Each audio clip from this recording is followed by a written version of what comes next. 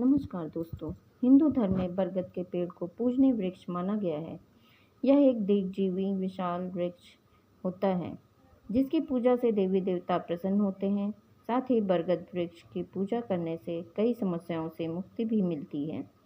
इस बरगद के साथ अक्षय वट और वट वृक्ष के नाम से भी जाना जाता है। हमारे धर्म में देवी देवताओं के साथ ही पेड़ पौधों की भी पूजा का महत्व होता है। शास्त्रों में तुलसी, केला, पीपल, आंवला, शमी और बरगद समेत कई पेड़ पौधों की पूजा का विधान है। बरगद के पेड़ की पूजा करने से व्यक्ति के कई कष्ट दूर होते हैं। ऐसे ही व्रत और त्योहारों में से एक है वट सावित्री का व्रत। यह हिंदू धर्म का खास पर्व माना जाता है। वट सावित्री पर भगवान विष्णु और माता लक्ष्मी की पूजा आराधना की जाती है। इस दिन सुहागिन महिलाएं 16 श्रृंगार कर अपने पति की लंबी उम्र की कामना का व्रत रखती हैं और बरगद के वृक्ष की पूजा करती हैं। पुराणों के अनुसार वट वृक्ष में ब्रह्मा, विष्णु व महेश तीनों देवताओं का वास है। इसके नीचे बैठकर पूजन, व्रत, कथा सुनने से भी सभी मनोकामनाएं पूरी होती हैं। भगवान बुद्ध को इसी वृक्ष के नीचे ज्ञान प्राप्त हुआ था। अतः वट वृक्ष को ज्ञान, निवाण व दीर्घायु का पूरक माना गया है। ऐसी मान्यता है कि यह व्रत सुहागन स्त्रियों के लिए बहुत ज़्यादा महत्वपूर्ण होता है।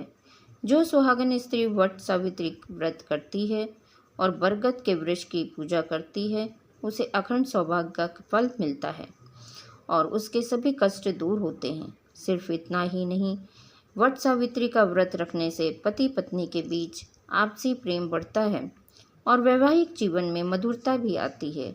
कहते हैं कि वट वृक्ष में कई रोगों का नाश करने की क्षमता होती है, इसलिए इस दिन वट वृक्ष की पूजा का विशेष महत्व होता है। पौराणिक मान्यता के अनुसार मध्य देश में अश्वपति नाम के धर्मात्मा राजा का राज था।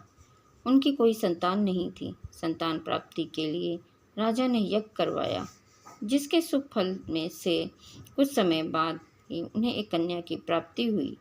इस कन्या का नाम सावित्री रखा गया। जब सावित्री विवाह योग्य हुई तो उन्होंने दुम्नतसेन के पुत्र सत्यवान को अपने पति रूप में वरण किया।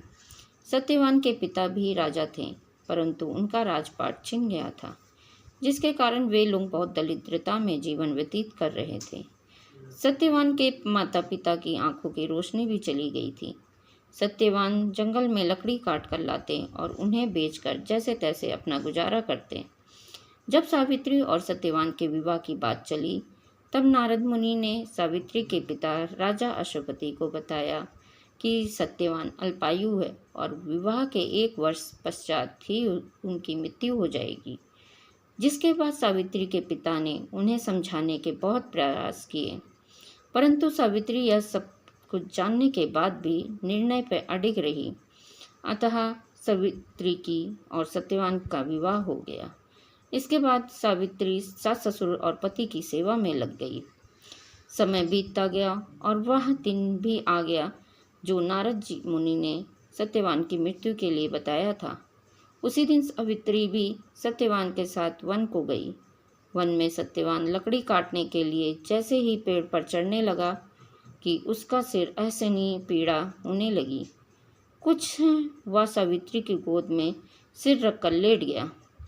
कुछ ही समय में उनके समक्ष अनेक दूतों के साथ स्वयं यमराज खड़े हुए थे। यमराज सत्यवान की जीवात्मा को लेकर दक्षिण ओर की ओर चलने लगे। पतिव्रता सावित्री भी उनके पीछे चलने लगी।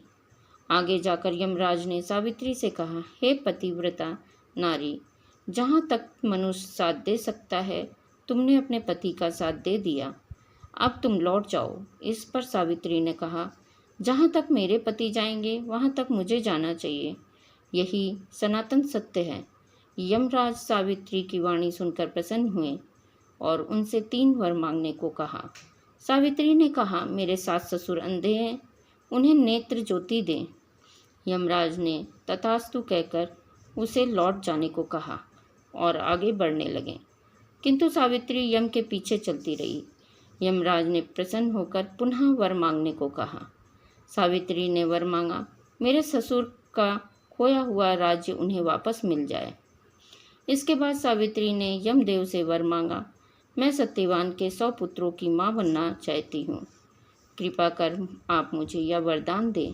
सावित्री की पति भक्ति से प्रसन्न होकर सावित्री से तथास्तु कहा, जिसके बाद सावित्री ने कहा कि मेरे पति का प्राण तो आप लेकर जा रहे हैं, तो आपके पुत्र प्राप्ति के वरदान कैसे पूर्ण होगा।